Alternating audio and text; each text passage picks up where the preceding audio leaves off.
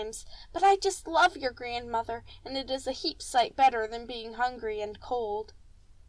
"Would you have to stay, supposing you didn't like it?" Edna was determined to get all the particulars. "I suppose so. I'd have to stay till I was 18. I'm bound to that." Edna reflected. "I suppose that is what it means by being bound. You're just bound to stay. I wonder if anyone else was ever named Reliance," she went on, being much interested to hear something about so peculiar a name. "My grandmother was. Her that your grandmother knew." "Oh, was she? Then you are named after your grandmother, just as my sister Celia is named Cecilia after hers. Yours is a funny name, isn't it? I don't mean funny exactly, for I think it is quite pretty, but I never knew of anyone named that." "I don't mind it when I get it all, but when my brothers called me Li, I didn't like it. Your grandmother gives me the whole name, and I'm glad she does, but she said they generally used to call my grandmother Lily when she was a little girl." "I think that is rather pretty, too. Don't you?" "Yes, but I like the whole name better." "Then I will always call you by the whole name," Edna assured her. "Can you tell stories, Reliance?" "Do you mean fibs, or reading stories like, let's see, Cinderella and Jack and the Beanstalk?" "Oh, I mean the Cinderella kind. I'd hate to think you told fibs." "I can tell 'em, but I guess I don't care to. I know 2 or 3 of the other kind, and Bible stories, some of them. Eli and Samuel, and David and Goliath, and all those." "Do you go to school?" "Half the year, but I guess I won't be going very much longer. I'll soon be going on 14. I'll stop when I'm 15. "Oh, shall you? Then what will you do?" "I'll learn to housekeep and cook, and to sew and all that. Mrs. Willis says it is more important for me to be educated in the useful things, that I'll get along better if I am, and I guess she is right. My mother couldn't cook worth a cent, and she just hated it, so we didn't get very good victuals." "Was it your mother's mother after whom you were named?" "No, my father's mother. The Fairmans lived around here, but there ain't many of them left now. My father was an only child, and he married my mother out of town. She hadn't ever been used to the country. She used to work in a store, and that's why she couldn't cook, you see." Edna pondered over this information, wondering if everyone who worked in a store must necessarily turn out a poor cook. "You ought just to see what's getting ready for Thanksgiving," said Reliance, changing the subject. "I never seen such a pile of stuff. It fair makes my mouth water to think of it. Pies and cakes and doughnuts and jellies and I don't know what all. I guess there's as many as 20 or 30 coming, ain't there?" "Let me see. I shall have to count. There will be Aunt Alice and her 2 boys, Ben and Willis, and Uncle Bert Willis with his 5 children, and Aunt Lucia, that makes 10, and then there will be all of us, Papa and Mama and us 4 children, that makes, let me see." She counted hurriedly on her fingers. "How many did I say, Reliance? 10? Oh, yes, and 6 makes 16. Then there are the Greats. Great Aunt Emmeline and her brother, Wilbur Merrifield, and his daughter, Cousin Becky. 16 did I say? And 3 make 19.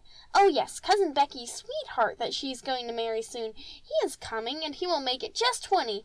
Counting Grandpa and Grandma, there will be 22, and counting you and Amanda, there will be 24 to eat the goodies."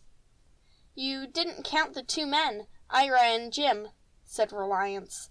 "They will eat here, too." "Oh, yes, I forgot them. What a crowd, 26 people! If they cut a pie in 6 pieces, it would take over 4 to go around once, wouldn't it?" "I suppose we would be allowed a second piece on Thanksgiving Day," remarked Reliance, "though maybe with the other things no one would want it." "How many kinds of pie will there be?" asked Edna. 3 at least. I heard Amanda say that she would make the fillings today for pumpkin, lemon, and apple. She has the crust all done. She has made the jelly, too. It's to be served with whipped cream. Your grandma was talking about having plum pudding, but Amanda said she didn't see the sense of having it when it wasn't Christmas. And there would be such lots of other things, all the nuts and apples and such things. There's going to be chicken pie, besides the turkeys and the oysters." "Dear me," sighed Edna. "I'm afraid I shall eat a great deal and be very uncomfortable. I was last year for a little while because I ate 2 Thanksgiving dinners. What did you do last year, Reliance?" Reliance looked very sober. "We didn't have much of a Thanksgiving last year, for it was just before my mother died, and she was ill then. So us children just had to get along the best we could. Somebody sent us in a pie and some jelly for Mother, and that is about all we had to be thankful for. I suppose it was much better than nothing. We ate all the pie at one meal. Billy said we might as well, for it wouldn't last 2 days anyhow, unless we had little bits of pieces. So each of us had a whole quarter. Billy tried to trap a rabbit, or shoot a squirrel or something, but he hadn't enough shot, and the rabbits didn't trap." Secretly, Edna was rather glad to hear this, even though it meant that the Fairmans went without meat for dinner. She walked along pondering over these facts and wondering which were to be preferred. She could not tell whether to be glad the squirrels and rabbits had escaped, or to be sorry that the Fairmans could not have had game for Thanksgiving. It was rather a hard matter to settle, so finally she dismissed the subject and gave her attention to the pigs, whose pen they now had reached. Edna did not think them very cleanly or attractive creatures, however, and was very soon ready to leave them, that she might see the chickens and ducks, which she found much more interesting. The short November day was already so near its end that the fowls were thinking of going to roost, though the hour was not late, and after watching them take their supper, which Edna helped Reliance to distribute, the 2 girls went on to the garden, now robbed of most of its vegetables. There were a few tomatoes to be found on the vines, though celery, turnips, and cabbages made a brave showing. Edna felt that she was quite a discoverer when she came across some tiny yellow tomatoes which the frost had not yet touched, and which she gathered in triumph to carry back to her mother. "I know where there's a chestnut tree," announced Reliance suddenly. "Oh, do let's find it," said Edna. "I will put the tomatoes in my handkerchief and carry them that way. We have to gather all the chestnuts we can, for I know mighty well after the boys come there won't be a nut left." There was a rush down the hill to the big chestnut tree, about whose roots lay the prickly burrs which the frost had opened to show the shining brown nuts within. "I don't see how we are going to carry them," said Edna after a while, when she had gathered together quite a little heap. "I'll show you," Reliance told her, and began tying knots in the corners of the apron she wore. "There," she said. "That makes a very good bag, and what we can't carry that way we can leave and come back for tomorrow. We'd better take as many as we can, though, for tomorrow will be such a busy day I may not be able to come, and if we don't, the squirrels will get them all." "I could come alone, now that I know the way," said Edna, "or maybe Mamma would come with me." "I suppose we'd better be going back," said Reliance, when she lifted the improvised bag to her arm. "It is near to milking time, and that means getting ready for supper." "What do you do to get ready for supper?" asked Edna, taking hold of one side of the bag. "Oh, I set the table and go down to the spring house for the butter and cream. I can skim milk now, but I couldn't at first. I got it all mixed up." "Do you skim all the milk?" "Oh, no, that we put on the table to drink is never skimmed. The skimmed milk goes to the pigs." "Oh, does it? I think you feed your pigs pretty well. Are we going to watch them milk?" "You can if you like. I've got to go right back." "You don't help with the milking, then?" "No, Ira does it. Your grandpa says it is man's work, but Ira lets me do a little sometimes, so I will learn." "Aren't you afraid of the cows?" "No, indeed. Are you?" "Kind of. They have such sharp horns sometimes," answered Edna, by way of excusing her fear. "Your grandpa's don't have. He keeps only dehorned cattle." "What are they?" "The kind that have had their horns taken off so they don't do any damage." "I think maybe I wouldn't mind that kind so much," said Edna, after considering the matter for a moment. "If you don't mind, I think I would like to stop and see Ira milk." Reliance said she didn't mind in the least, and, therefore, she left the little girl at the bars of the stable yard, which was quite as near as she wished to stand to the herd of cows gathered within. "Want to come in and learn to milk?" asked Ira, looking up with a smile at the little red-capped figure. "Oh, no, thank you," returned Edna hastily. "I'd rather watch you."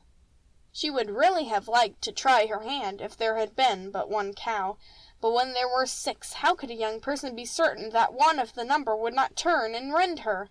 To be sure, they were much less fearsome without horns, but still they were too big and dreadful to be entirely trusted.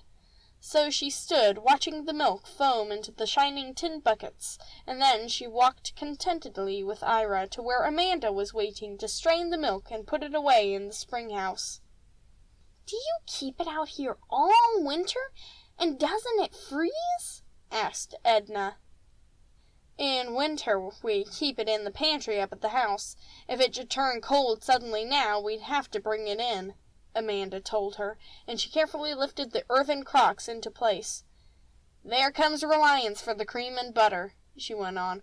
"Reliance, I'll carry up the milk, and you come along with the rest. Don't tarry down there, and be sure you lock the spring house door and fetch in the key."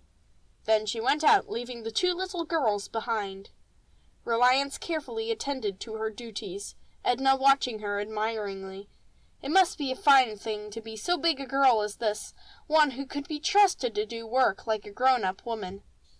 "Let me carry something," she offered, when Reliance stepped up the stone steps and outside, carrying the butter in one hand and the pitcher of cream in the other. "If you would lock the door, and wouldn't mind taking the key along, I wouldn't have to set down these things," Reliance said. Edna did as she was asked, standing tiptoe in order to turn the big key in the heavy door. "When we get to the house, you can hang the key on its nail behind the kitchen door," Reliance told her. "It's always kept there."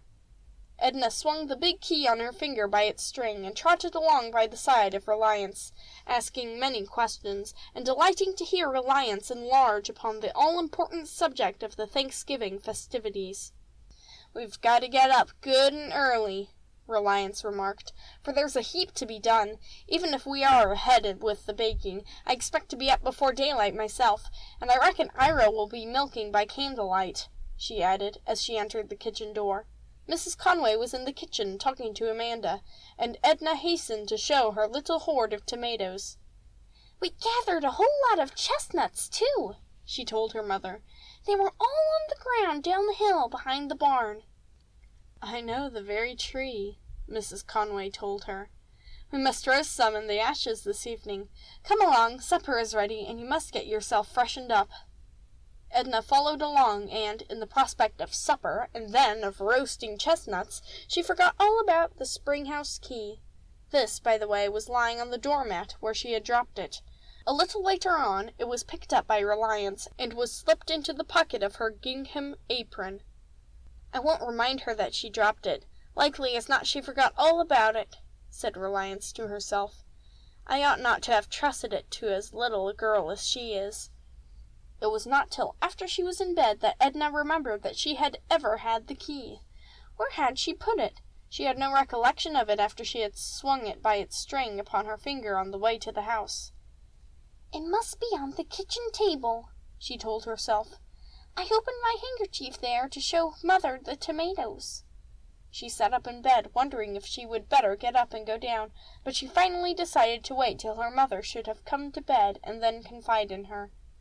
However, try as she would, she could not keep awake. It had been an exciting and fatiguing day, and she was in the land of dreams in a few minutes, not even having visions of keys, spring houses, or Thanksgiving dinners, but of the mother cat and her 3 kittens who were climbing chestnut trees and throwing down chestnuts to her. End of chapter 2.